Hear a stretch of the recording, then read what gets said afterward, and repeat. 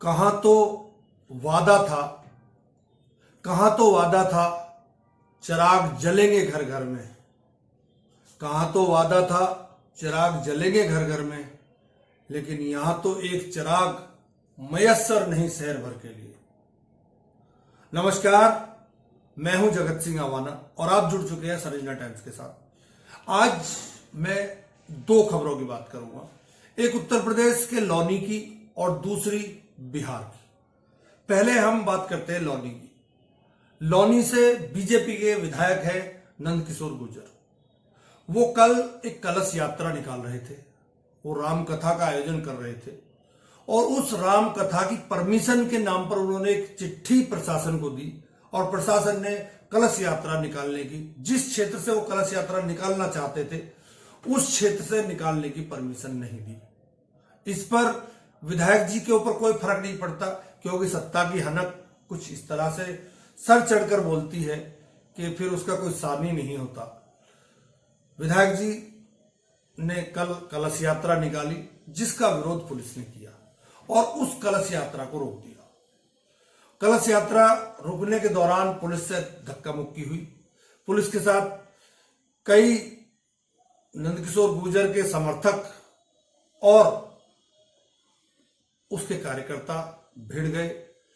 कई लोगों को बताया जा रहा है कि चोटें भी आई, परंतु नंदकिशोर गुर्जर से जब पूछा गया कि आपने परमिशन ली या नहीं ली, तो इस पर नंदकिशोर गुर्जर ने कहा कि परमिशन के लिए लेटर मैंने लिखा था, परमिशन प्रशासन ने नहीं दी, क्योंकि वो सीधा कमिश्नर पर वार कर रहे हैं कि कमिश्नर मेरे खिलाफ काम कर रहे हैं और कमिश्नर मेरे खिलाफ काम कर रहे हैं। तो उसी कमिश्नर की आड़ में नंदकिशोर गुर्जर ने योगी आदित्यनाथ को भी कटघरे में खड़ा कर दिया। उनका कहना है कि यही राम राज्य है। अब आप राम राज्य को देख लीजिए, कैसा राम राज्य है। ये योगी के प्रशासन पर सवाल है।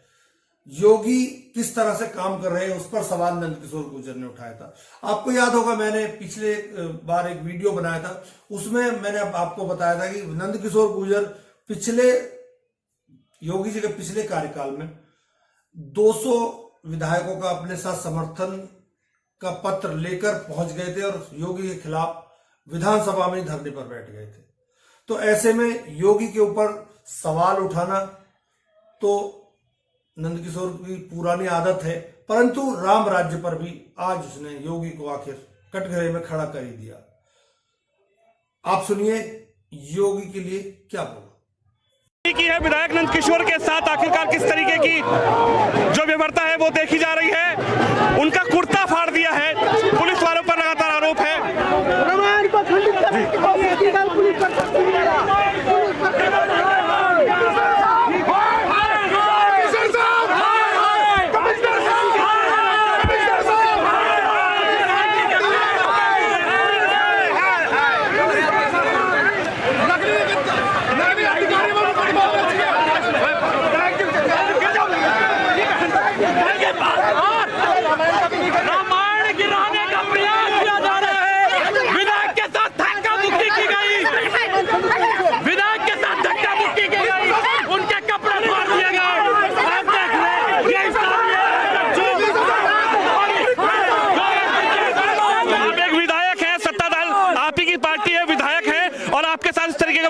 अब ये रामराज चल रहा है। योगी मोदी जिंदाबाद, रामराज है या राम कथा नहीं हो सकती, या राम कथा नहीं। इस तरीके से प्रशासन आपके साथ क्या हुआ, आपके और प्रशासन के बीच में? कुछ भी नहीं हुआ, निकालने दे रहे यात्रा। कलश यात्रा हमेशा निकलती है। हमने तो परमिशन भी ली है। लोग ये योगी राज में हो रहा है। आपको क्या लगता है क्यों नहीं निकालने दी जा रही यात्रा? यहाँ तो पता ही तो योगी जाने। मैंने तो अनुमति ली है, एप्लीकेशन दी है। आप खुद विधायक है और आपको यात्रा नहीं निकालने दी जा रही। सरकार तो बता रहे हैं कि हिंदुओं की सरकार है, सनातन की सरकार है। अब आप देख रहे हैं ना क्या रामराज कैसा है आपको पता है। धार्मिक उन्माद फैलाकर उत्तर प्रदेश से लेकर महाराष्ट्र तक, बिहार तक पूरी तरह से अराजकता के माहौल में इस समय देश है पूरा। कहीं औरंगजेब की कब्र खुद रही है तो कहीं संभल में मस्जिद में एएसआई सर्वे कर रही है। अब नया मुद्दा बहराइच का भी आ गया है। बहराइच का मुद्दा भी अब गर्म हो गया है। यह है कि बीजेपी किस तरह से काम कर रही है। बीजेपी का जो एजेंडा है वो हिंदू मुसलमान का है और उसके आधार पर वोट लेने का है, इसके अलावा कुछ नहीं है। दूसरा मुद्दा है आज हमारा नीतीश कुमार का। दरअसल नीतीश कुमार ने कल वहां पर एक कार्यक्रम होना था खेल का, उसमें के उद्घाटन समारोह में नीतीश कुमार पहुंचे थे। वहां राष्ट्रीय गान गाया जा रहा था, तो राष्ट्रीय गान के बीच में ही जब राष्ट्रीय गान चल रहा था तो राष्ट्रीय गान के बीच में ही नीतीश कुमार अपने प्रमुख सचिव के साथ किस तरह से हरकतें कर रहे थे, एक बार आप देखिए।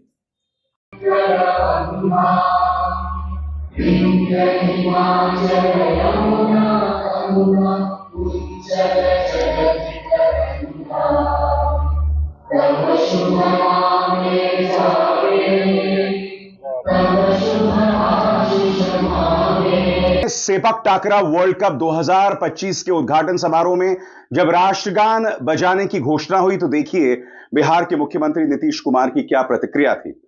लोगों से राष्ट्रगान के लिए खड़े होने की घोषणा कर रहे एडीजे रविंद्र शंकरन सीएम की तरफ दौड़े, लेकिन उनकी कोशिश बेकार गई। वहां खड़े हो जाइए राष्ट्रगान के लिए।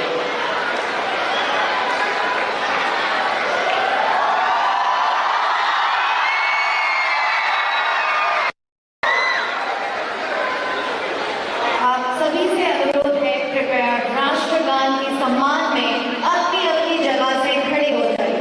Requesting you all to kindly rise up for the national anthem of India.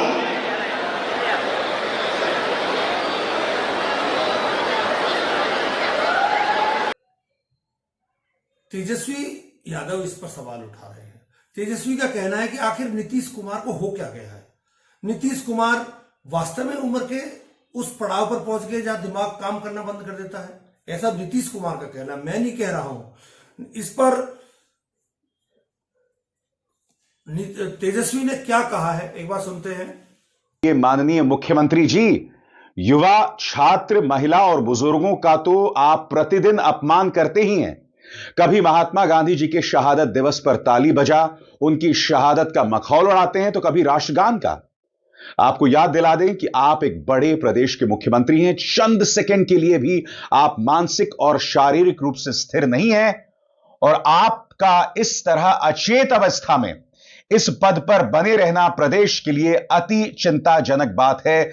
Bihar को बार बार यूं अपमानित मत कीजिए। उसके जवाब में नीतीश ने क्या बोला।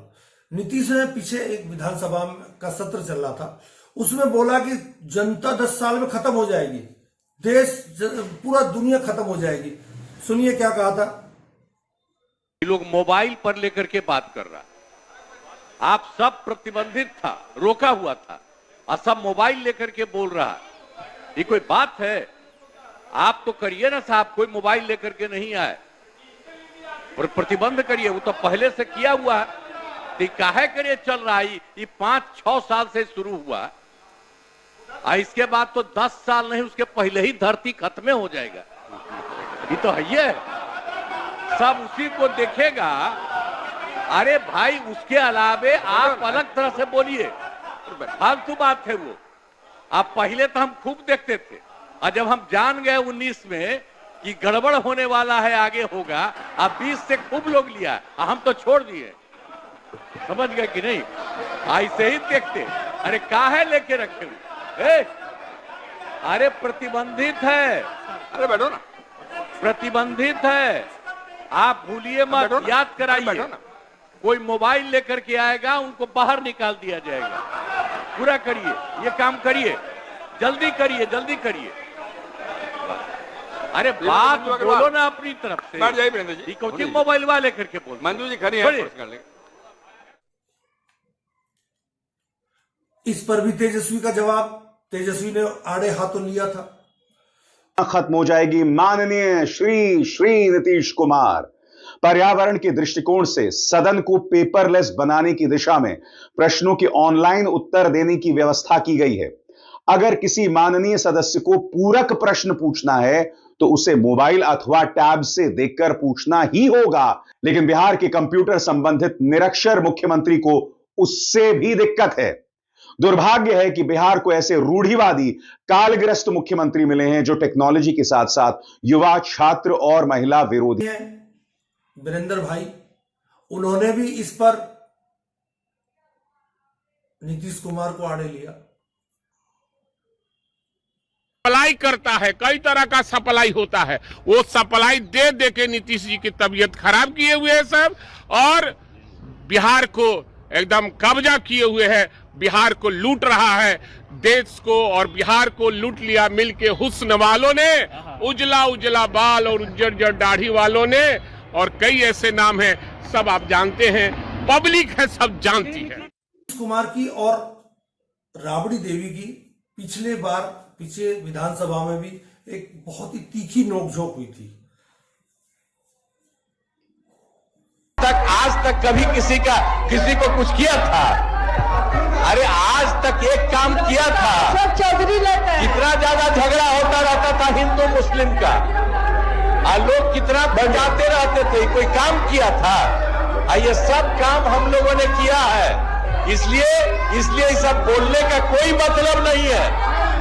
इन लोगों के बोलने का कोई मतलब नहीं है। बैठिए, यहाँ पर सारी चीज है, और आप लोग तो आज तक कोई काम किए ही नहीं है, और अब ये हो रहा 19 साल से सारा काम हो रहा, तो आप लोग तो ऐसे ही बोल रहे हैं। यहाँ बोल करके चाहते हैं पब्लिसिटी होने का, तो ये सब जनता है, लोग तो बता दिया है। अरे आज तक कोई काम आप लोग नहीं किए हैं, किसी को बचाए नहीं है। कितना ज्यादा होता था, कितना ज्यादा हिंदू मुस्लिम झगड़ा होते रहता था, क्या कोई काम किया? तो इसीलिए तो हम बनाए थे, और 3 साल के बाद हम जैसे ही देखा कि गड़बड़ कर रहा, इसीलिए बीच में भी कर लिए, और सब देख लिया गड़बड़।